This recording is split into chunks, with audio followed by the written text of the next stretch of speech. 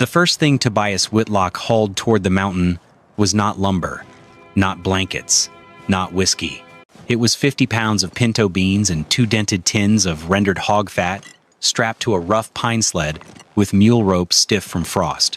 Bram moved ahead through the thin snow, stopping every few yards to look back at his master as wind swept hard across the stone slope. The cave waited above them like a crack in dead earth. Dark, narrow, worthless. According to everyone in Sawtooth Hollow, people in town called it the goat hole. 3 hours earlier, Tobias had stood inside the diner beside a rusted stove, while a bankrupt silver miner pushed a folded ownership paper across the table for $10 cash. That was all the cave was worth now, $10 and a handshake. The laughter started before Tobias even signed his name. Rowan Pike, the local carpenter with shoulders like cut timber, leaned back in his chair and grinned into his coffee. Only fool in Idaho buys a cave before winter. Tobias never argued, never defended himself. He simply folded the paper once, slid it into his coat pocket, and asked the miner one quiet question. Does the draft run deep in there? Sawtooth Hollow had once believed silver would save it. Then timber. Then the railroad survey that never came. By the winter, Tobias Whitlock bought the cave. The town mostly survived on credit, weak coffee, and old promises that kept arriving too late. Their cabin sat near the edge of town, where the wind crossed open ground before hitting the walls. Mara Whitlock was mending a wool coat beside a dying cast-iron stove when Tobias laid the folded ownership paper on the table. Bram barely lifted his head from the floorboards. Mara read the paper once, then again. We spent our last $10 on a cave? Tobias removed his wet gloves slowly and pointed toward the bottom of the cabin door. Fine snow drifted inward through the crack in soft white threads. The house breathes wrong. The cabin had nearly killed them the winter before, not through hunger, through drafts. Mara had woken one January morning with frost gathered along the inside seams of the blanket while the fire still burned weakly in the stove. Tobias remembered placing his hand against the wall that morning and feeling cold air moving through the timber faster than heat could replace it. Ever since then, he stopped trusting walls built only for appearance. That night, he barely slept. He sat beside the weak stove for hours, listening to wind move through the walls, while Bram raised his head each time the draft changed direction. By dawn, the relentless wind had made his decision for him. Leaving the freezing cabin behind, Tobias took Bram and an oil lamp up the mountain to inspect what his $10 had actually bought. The first tunnel inside the cave narrowed quickly enough that Tobias had to lower the oil lamp to keep the flame from brushing damp stone overhead. Water dripped somewhere deep in the dark. The sound echoed slowly. Old, hollow. Bram moved ahead without hesitation. The entrance chamber smelled of wet earth and cold mineral dust, but farther inside, the air changed. Tobias noticed it almost immediately. Drier. Still cold, but steadier somehow. He crouched near the wall and pressed his palm against the stone floor. Not warm, never warm. Yet it held none of the killing bite frozen timber carried after sunset. The lamp revealed old soot stains stretching across the ceiling above a shallow fire pit blackened years earlier. Tobias studied the marks carefully. Smoke had once moved upward through a narrow crack disappearing into darkness above the chamber. A natural chimney. Nearby sat a long stone shelf carved smooth by time. An old drainage trench still cut along one side of the floor, carrying moisture away from the sleeping area. Then Tobias noticed Bram. The old hound ignored the entrance completely. Instead, he circled twice near the eastern wall and curled himself tightly against the stone there. Tobias watched the dog for several quiet seconds. Animals pick warmth better than men. His eyes drifted slowly across the soot-black ceiling again. Someone had survived winters down there before. For the next 6 days, Tobias Whitlock treated the cave less like shelter and more like a machine that needed tuning before winter tested it. Every trip up the slope added another piece. River stones came first. Heavy ones, flat enough to hold heat. He stacked them beside the fire pit, one load at a time, while Bram followed behind through drifting snow. After that came rough-cut planks scavenged from an abandoned freight shed. Tobias raised the bed frame nearly a foot above the cave floor, so cold stone could not pull warmth straight from sleeping bodies during the night.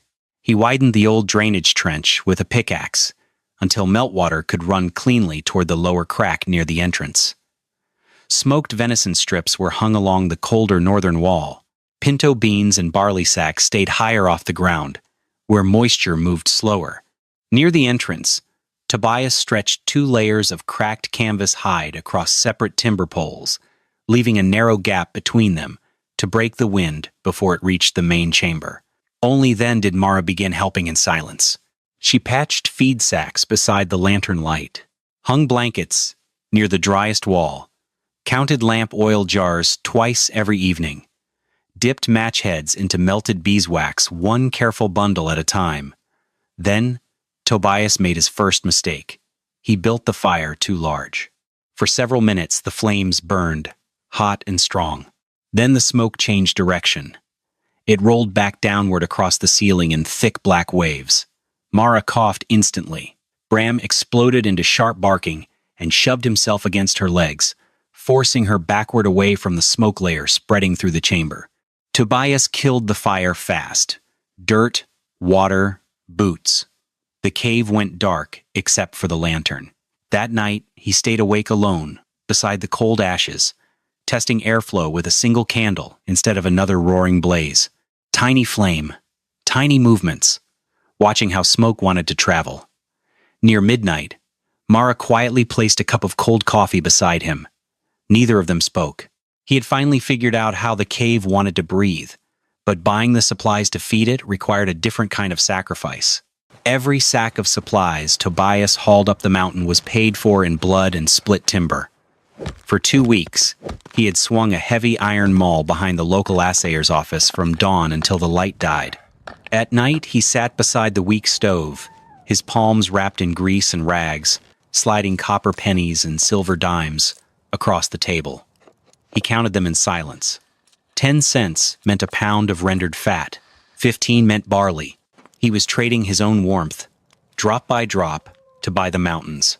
By the end of the week, Silas Vane, the supply warehouse owner who controlled most of the valley's winter credit, had started watching Tobias Whitlock the same way ranchers watched a fence line after wolves appeared nearby. Too many beans, too much lamp oil, barley sacks, rope coils, salt bricks. Not the kind of buying a man made for comfort, the kind made by somebody expecting isolation. Silas finally stopped Tobias outside the supply warehouse while snow drifted across the muddy street in thin gray sheets. The older man rested one hand against the open ledger hanging from a nail beside the door. Planning for war? Tobias tightened the rope around a sack of barley on his sled. Planning for weather? Silas smiled after that, but his eyes stayed cold. Men like him survived by becoming necessary. Every cabin in Sawtooth Hollow owed something to his books: flour, nails, lamp oil, winter credit. If Tobias somehow proved a man could stay alive outside that system, other people might begin asking dangerous questions.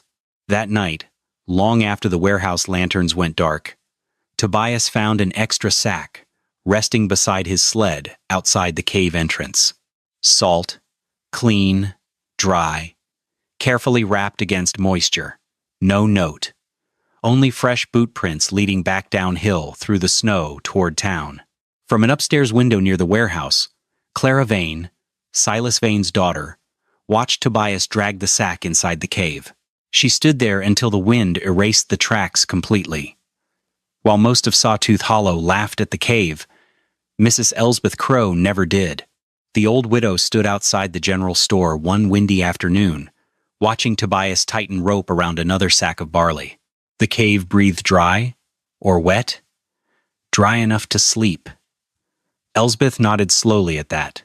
30 years earlier, during what locals still called the White Lent winter, her family had survived 11 days beneath an overturned freight wagon buried under snow because the wind could not reach them there.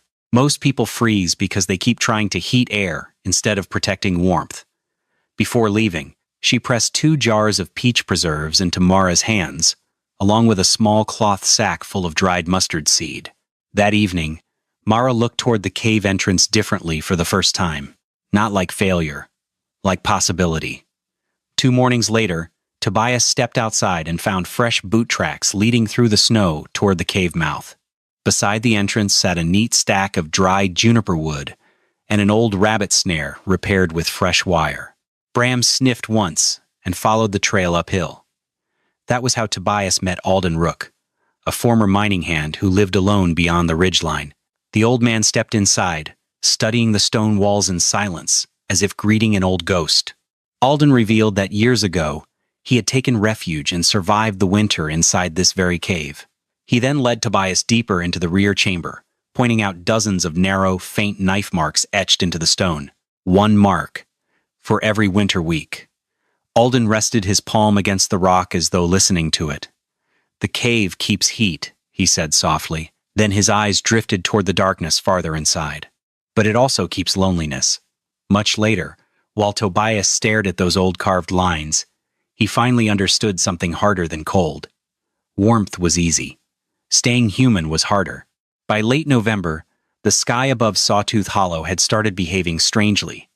Geese flew lower than normal across the valley. Wind changed direction 3 times in a single afternoon. Fine powder snow drifted through the air even on clear mornings. Bram stopped sleeping near the cave entrance altogether. Every night, the old hound moved deeper toward the eastern wall before curling against the stone. Tobias noticed every sign. After that, the work doubled. More beans, more split juniper wood, more river stones stacked carefully around the long bench beside the fire pit, until the wall itself began to resemble part of a furnace built underground. Each evening, Tobias tested the same thing. Not roaring heat, stored heat. He kept the fire low for hours, feeding it slowly while the stones absorbed warmth piece by piece. Then he allowed the flames to shrink almost completely before midnight. The first night it worked, Mara woke sometime after dark and realized the cave had not turned cold. The fire was nearly dead, but the stone bench beside them still carried warmth deep inside it. Gentle warmth, steady warmth. The kind that did not rush away every time the wind changed outside. She rested her hand against the rock for several quiet seconds. Then she looked toward Tobias, sleeping beside the fading coals. For the first time since he bought the cave, Mara Whitlock stopped looking at her husband like a desperate man chasing foolish ideas. Without saying a word, she pulled the blanket closer around both of them while wind moved softly through the mountain above. With his own family finally secure against the shifting skies, Tobias felt a heavy obligation to those still living in denial. The next morning, he headed down the mountain into town. The men inside the diner were arguing over flour prices when Tobias Whitlock stepped through the door, carrying snow across the floorboards on his boots. Coffee steamed weakly from thick ceramic mugs. Somebody near the stove was talking about early powder up in the northern ridgelines. Another man blamed railroad delays for the rising cost of lamp oil. Tobias never sat down.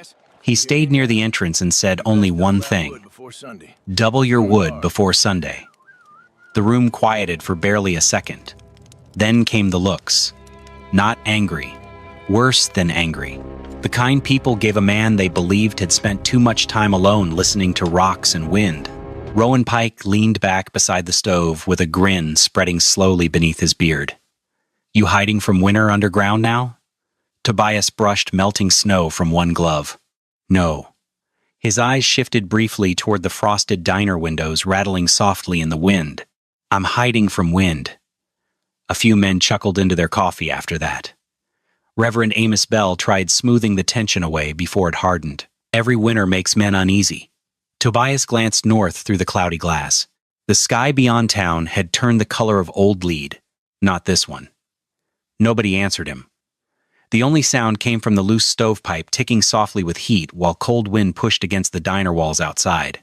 A moment later, Tobias walked back into the gray morning without looking behind him once. No one followed. The Blue Norther arrived 3 nights after Tobias Whitlock warned the diner. Not with snow first, with pressure. The change came so suddenly that Mara noticed the oil lamp flame bending sideways, even though no clear draft moved through the chamber. A second later, Bram jerked awake from sleep near the eastern wall, ears high, body stiff. Then the mountain heard it. A deep metallic roar slammed across the ridge above the cave, like a freight train made of ice and stone. Snow did not fall after that. It moved sideways, hard enough to erase the world beyond the entrance within minutes.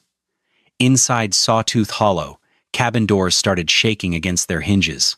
The first horse shed lost half its roof before midnight. Chimneys iced over. Lantern light disappeared house by house until the entire valley became a blur of white motion and screaming wind. Visibility collapsed. Men who stepped 10 yards from their own porches vanished into snow, thick as river foam. But inside the cave, something else happened. The small fire stayed steady. The stone bench beside it continued holding warmth exactly the way Tobias had hoped. The double canvas curtains snapped and strained under the first assault of wind, yet the main chamber behind them remained almost untouched. No rushing draft. No freezing crosswind. Only the low crackle of controlled flame and the distant violence shaking the mountain outside. Tobias sat motionless near the entrance for a long time, listening carefully to the storm test every weakness it could find. The cave barely noticed. That frightened him more than the wind itself, because if the mountain shelter felt this calm while the storm was still growing stronger, then the town below was already suffering far worse than anyone there understood. Across the chamber, Mara looked toward her husband through the lantern glow. Fear sat plainly in her eyes now, but something else had joined it. Trust. Tobias Whitlock slept less than an hour the first night of the storm. Most of the time, he sat beside the low fire counting supplies by lantern light. Beans, split wood, water buckets, rendered fat. Every number mattered now. Outside, wind hammered the mountain without pause. The canvas curtains near the entrance snapped hard enough to sound like rifle fire every few minutes. Mara stayed awake beneath the blankets, watching him count the same sacks twice. "If people come?" Her voice barely rose above the fire. Tobias did not answer immediately. He remembered the diner laughter. Rowan Pike grinning into his coffee. Silas Vane refusing extra salt credit with that flat expression rich men used when denying comfort to poorer ones. Near dawn, Bram suddenly lifted his head toward the entrance. A shape appeared beyond the moving canvas. Alden Rook stepped into the cave-covered shoulder to boots in blown snow. Church roof split open. The old miner brushed ice from his beard before speaking again. "If this wind lasts 3 days, people start freezing indoors." Tobias stared into the fire. "You came to tell me to help them?"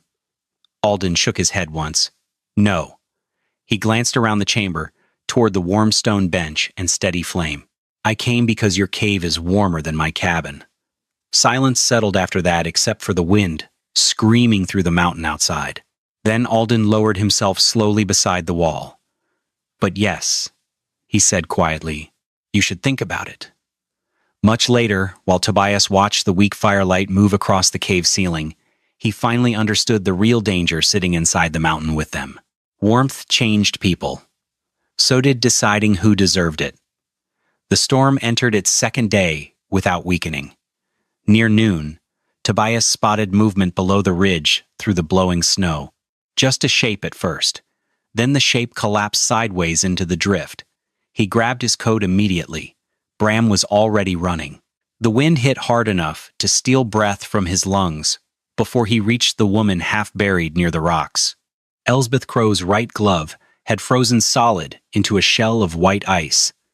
Bram kept licking her face between sharp, anxious whines, refusing to leave her still. Dragging her uphill nearly broke Tobias. The wind kept striking sideways, pushing all 3 of them toward the slope edge again and again.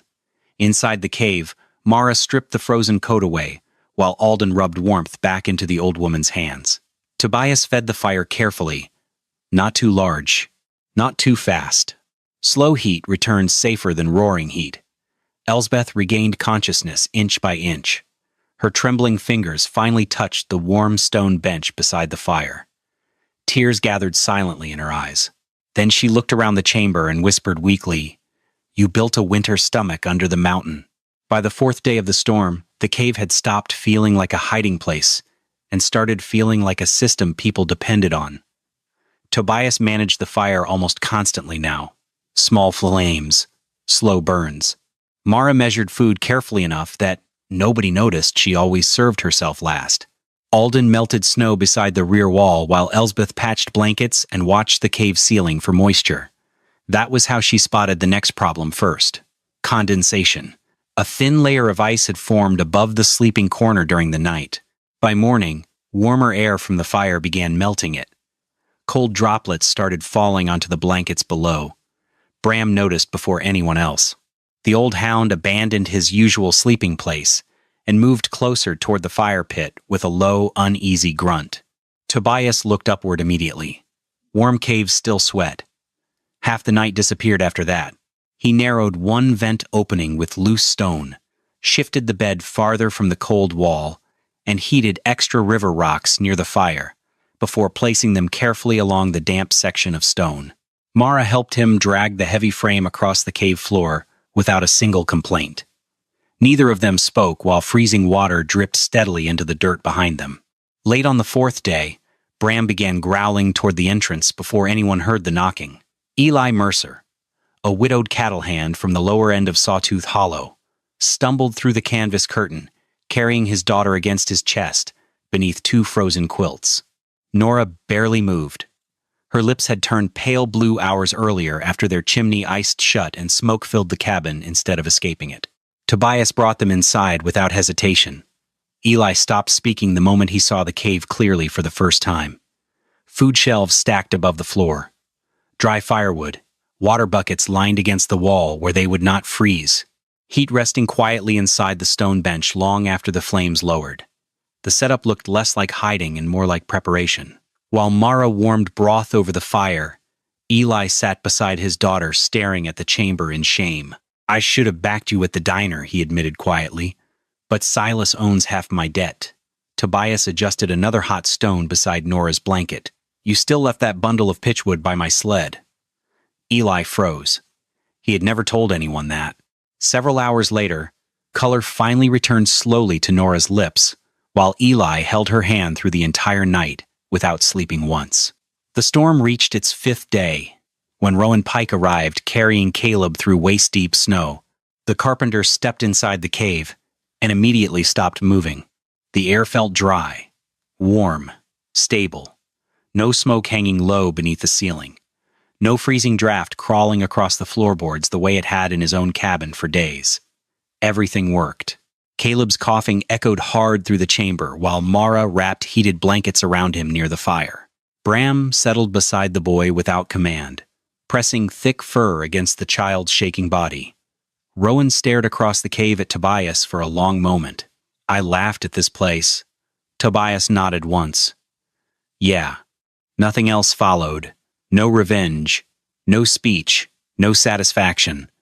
Only the low, steady crackle of controlled fire while wind battered the mountain outside. That night, Rowan sat awake beside Caleb's bedroll watching the stable flame, the warm stone walls, and the old dog guarding the feverish boy like another blanket. For the first time in his life, he understood something no hammer or timber skill had ever taught him. Good lumber could not defeat bad physics. Near dawn, when everyone else appeared asleep, Rowan quietly lowered his head into one rough hand and cried where he thought nobody could see him. By the sixth night of the storm, the cave held more than 10 people. Too many breaths. Too many blankets drying near the fire. Too many eyes watching every sack Tobias opened. Hunger changed the sound of a room. It made small things louder. Spoons scraping bowls. Water dripping from thawed boots. The rustle of bean, sacks against stone. Jonas Reed, a heavy-built freight hauler from the North Road camps, finally snapped during supper. Tobias measured the pinto beans the same way he always had. Equal portions, no exceptions. Jonas stared at the small amount in his tin cup. "I'm bigger than half this cave." Nobody answered. The fire cracked softly between them while shadows moved across the stone walls. Tobias handed the next portion to Mara, without changing the measurements. Jonas stood up hard enough to kick dust across the floor. "I work harder. I eat more." He took one step forward. Rowan Pike moved before Tobias did. The carpenter planted himself between them, without raising his voice once. Across the chamber, Alden Rook slowly lifted his eyes from the fire. I once saw two brothers kill each other over dried beans in Wyoming. Silence dropped over the cave after that. Even the wind outside seemed farther away for a moment. Then another voice spoke. "Dad, stop." Will Reed stood near the rear wall holding his untouched bowl in both hands. Shame sat plainly across the boy's face. Jonas looked toward his son and froze. That hurt him worse than any insult inside the cave could have. A few minutes later, everyone returned quietly to eating while Tobias continued dividing food with the same steady hands as before. But that night, Will sat beside Caleb and Bram near the fire instead of beside his father. The knocking came deep into the 6th night of the storm. Not desperate knocking, careful knocking. 3 slow hits against the outer timber post beside the canvas curtain. Tobias opened the entrance and found Clara Vane, standing in blowing snow with a flour sack across one shoulder and 2 glass jars wrapped tightly against her coat. Frost clung to her eyelashes. One side of her face had gone nearly numb from the wind. Bram immediately stepped aside to let her pass. Nobody missed that. Inside the cave, Clara lowered the supplies carefully near the food shelves. Flour, rendered hog fat, homemade cough syrup boiled from pine resin and wild honey. Mara understood immediately what those supplies had cost. What happened? Clara kept staring toward the fire while thawed snow dripped from her sleeves. My father caught me taking food from the storeroom. Silence settled across the chamber. Finally, she repeated the words exactly as Silas Vane had spoken them. "If you walk out that door, don't come back." The fire cracked softly between breaths. Clara admitted then what many inside the cave had already begun suspecting. Silas still had plenty of food stored beneath the warehouse floorboards. Flour, salt pork, beans, more than enough for weeks. But he only released supplies to families whose debts still chained them to his ledger. Nobody cursed him after hearing it. That would have been easier. Instead, the cave filled with the heavier silence people carried when disappointment finally hardened into truth. Mara stepped forward and wrapped both arms around Clara without saying a word. For several seconds, the younger woman stayed stiff from shock alone. Then the sound of wind outside reached through the canvas again, low and endless across the mountain. Clara suddenly began crying against Mara's shoulder, not loudly, just the exhausted grief of someone realizing she would not have to face the storm alone tonight. By the 7th day, Tobias Whitlock already knew the truth before he counted the supplies again. The bean sacks had gone soft and shallow near the bottom. Rendered fat clung only in thin streaks along the inside of the jars now. The firewood stack beside the wall had shrunk low enough that he could measure what remained with one tired glance. Maybe 3 days, less if the wind strengthened again. For the first time since the storm began, Tobias admitted something aloud. "If this keeps going, we starve." Nobody answered him. The cave stayed quiet except for sleeping breaths, and the low scrape of Bram's shifting position near the entrance where the old hound blocked the weakest draft from reaching the children. Mara sat beside Tobias, watching the fire burn low. "Do you regret opening the cave?" He looked across the chamber. Caleb finally slept without coughing. Nora's breathing sounded clean again. Alden snored softly against the wall, while Elsbeth rested beneath patched blankets near the warm stones. Then Tobias looked toward Bram, guarding the sleeping corner like the storm itself might still try entering. Not tonight. For the first time all week, he sounded tired enough to break. Tobias prepared for the starvation that seemed inevitable, but the storm finally broke before they did. The wind weakened on the 9th day. Not suddenly. It simply sounded exhausted. People inside the cave noticed the silence slowly, the same way men noticed pain fading after carrying it too long. The screaming gusts outside softened into uneven moans against the mountain stone. One by one, they crawled toward the entrance. Sawtooth Hollow barely remained visible beneath the snow. Collapsed roofs, buried fences, chimneys without smoke, entire sheds erased beneath white drifts hard as packed salt. The storm had judged the valley without mercy. Then Nora stepped into the snow, lost her footing immediately, and fell sideways with a startled laugh bursting out of her before anyone could help her up. The sound froze everyone. After 9 days of hearing only wind, cracking ice, and people trying not to die, The laughter of a child felt almost holy. Rowan Pike turned his face away after hearing it. Nobody mentioned the tears standing in his eyes. When the roads finally reopened enough for people to move through town again, the truth about Silas Vane spread faster than smoke. His warehouse still stood, not untouched, but standing. The roof had been reinforced from the inside with extra support beams before the storm ever arrived. Thick clay had been packed into the outer cracks to stop wind infiltration. Snowdrifts around the walls had even been cut down in narrow channels to keep pressure from collapsing the structure. Silas had prepared. Just not for anyone, except himself. Rowan Pike reached the warehouse first.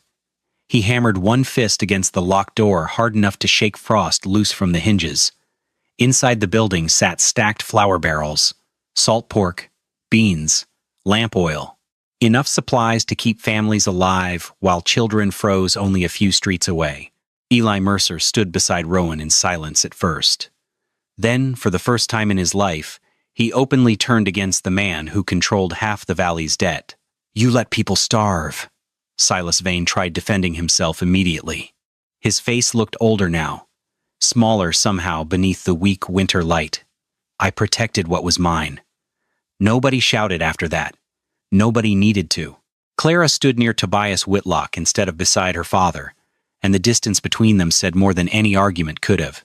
Snow drifted quietly through the ruined street, while the town waited. Finally, Tobias spoke. "You protected inventory." His eyes moved once toward the silent houses buried under snow. "Not people."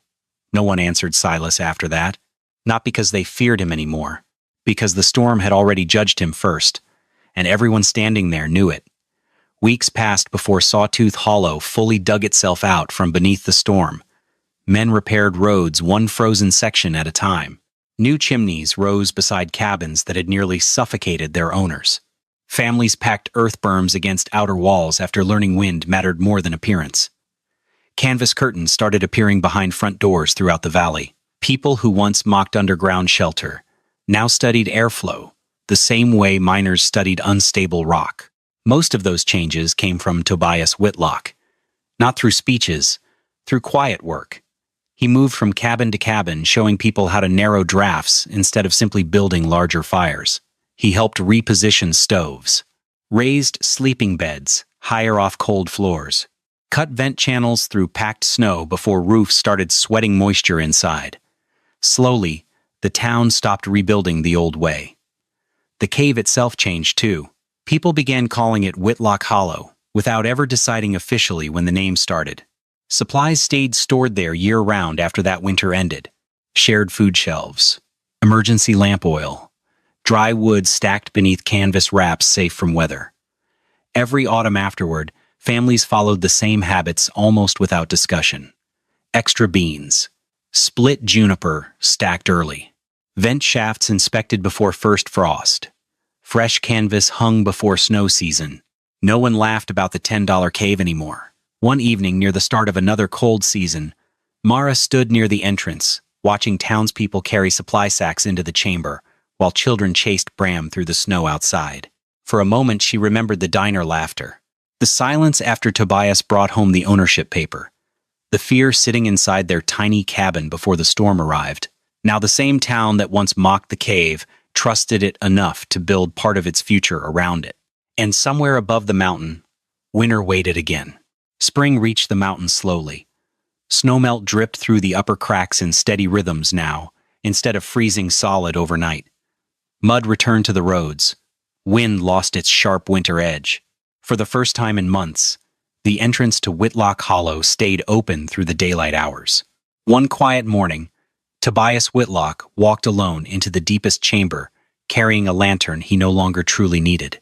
The old knife marks still covered the stone wall, where Alden Rook had once counted winter weeks, one line at a time. Tobias stood there silently for a while. Then he carved one new mark into the rock. Only one. The scrape of steel against stone echoed softly through the chamber. Behind him, Alden watched from the shadows. Only one? Tobias looked back toward the cave entrance where spring lights spilled across the floor.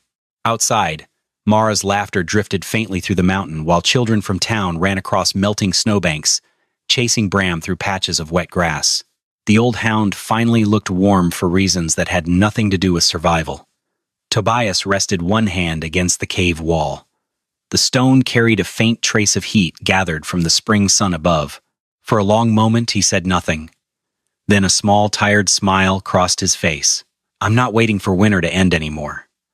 Beyond the mountain, snow continued melting beneath the Idaho sun, while Whitlock Hollow breathed quietly beneath the stone.